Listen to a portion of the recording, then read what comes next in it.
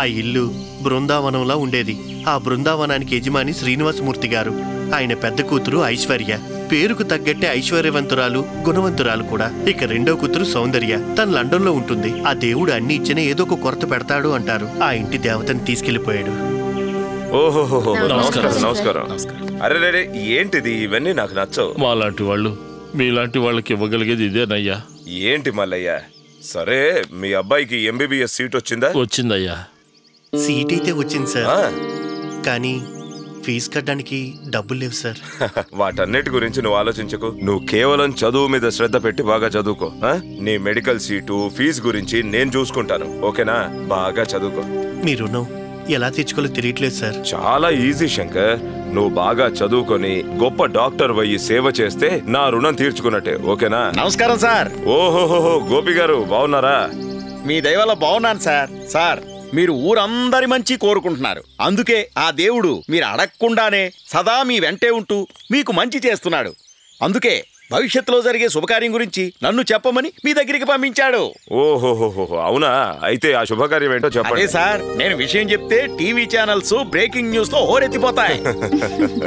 చూడండి సార్, ఐశ్వర్య గారికి ఓ చూడచక్కని జోడి మంచి సంబంధాన్ని తీసుకొచ్చాను. పక్క ఊళ్ళో నీలకంఠమని గొప్ప శ్రీమంతుడున్నాడు. మాజీ ఎమ్మెల్యే, పొలిటీషియన్ గా చాలా పవర్ఫుల్. ఆయనకి ఒక్కడే కొడుకు, పేరు వికాస్. అమ్మాయిగా నా ఇంటికి పంపిస్తే కోడల్లా కాదు, కూతురులా చూసుకుంటారు. మంచి కుర్రాడు అంటున్నారు, పైగా మంచి సంబంధం అని కూడా అంటున్నారు. చూద్దాం, దైవ నిర్ణయం. పిలిపించండి. అలాగే సార్. చూడండి సార్, ఇదే వాళ్ళ ఇల్లు. ఎంత విశాలంగా ఉందో చూడండి.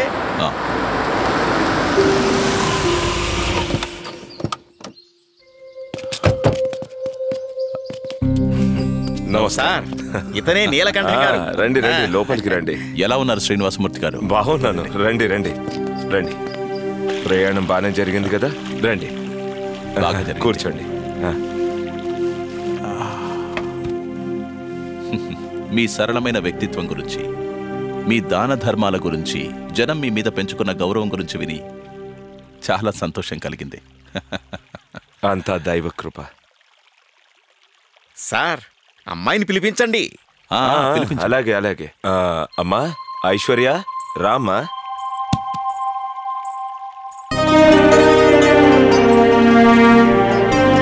తనే నా పెద్ద కూతురు ఐశ్వర్య. నమస్కారం.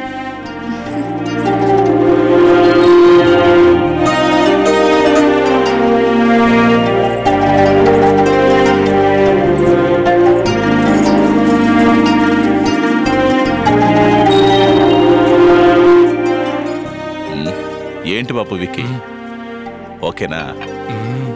చూడమ్మా ఐశ్వర్య, అబ్బాయిని సరిగ్గా చూసుకోమ్మా. సిగ్గుతో ఇప్పుడు ఇలా తలదించుకున్నావనుకో, ఆ తర్వాత బాలేడని మాత్రం చెప్పొద్దు. నీలకంఠం గారు, మాకు మీ అబ్బాయి బాగా నచ్చాడు. అమ్మా, నచ్చాడా? ఇదే ఆనందంలో మగపెళ్లి వారిగా మీరు మేమేమి ఇవ్వాలనుకుంటున్నారో ఒకసారి చెప్తే అందుకు మేము సిద్ధం చేసుకుంటాం. మహాలక్ష్మి లాంటి అమ్మాయిని పంపండి చాలు, మాకిక ఏమీ వద్దు. సర్లేండి, అంతా దైవ నిర్ణయం, మీ ఇష్టం. సంతోషం. మరో 10 రోజుల్లో, అంటే సెప్టెంబర్ 6న మంచి శుభముహూర్తం ఉంది. అదంతా సరే, మా రెండో అమ్మాయి సౌందర్య లండన్ లో ఉంటుంది. ఇంత తక్కువ టైంలో పెళ్లి పెట్టుకుంటే తను రాగలుగుతుందా అని. అక్కకి పెళ్లి కుదిరిందని తనతో ఒక్క మాట చెప్పండి, సంతోషపడి పరిగెత్తుకుంటూ వచ్చేస్తుంది. ఓకే అనండి సార్. ఇక అందరూ ఒప్పుకున్నట్టే కదా? రండి, కలిసి భోంచేద్దాం. అలాగే అలాగే. శ్రీనివాసమూర్తి గారు వారి స్తోమతకి తగ్గట్టుగానే తన కూతురు పెళ్లి చాలా ఘనంగా చేశారు మేడం. విక్కీ ఐశ్వర్యలకు ఒకరంటే ఒకరికి ప్రాణం. ఒకరిని విడిచి ఒకరు ఉండేవారే కాదు. ఐశ్వర్యమ్మ 6 నెలల గర్భవతి అయిన తర్వాత ఒకరోజు విక్కీ తన్ని గుడికి తీసుకుని వెళ్తానని కారులో తీసుకెళ్లారు మేడం. కారు యాక్సిడెంట్ అయింది మేడం. ఐశ్వర్య గారు చనిపోయారు మేడం. విక్కీకి బాగా దెబ్బలు తగిలాయి. లక్కీగా విక్కీ బతికాడు మేడం. ఆ రోజు కార్ డ్రైవ్ చేసింది ఎవరు? విక్కీనే మేడం. తనతో పాటు వెళ్ళింది ఎవరు? ఎవరూ వెళ్ళలేదు మేడం, వాళ్ళిద్దరే వెళ్ళారు.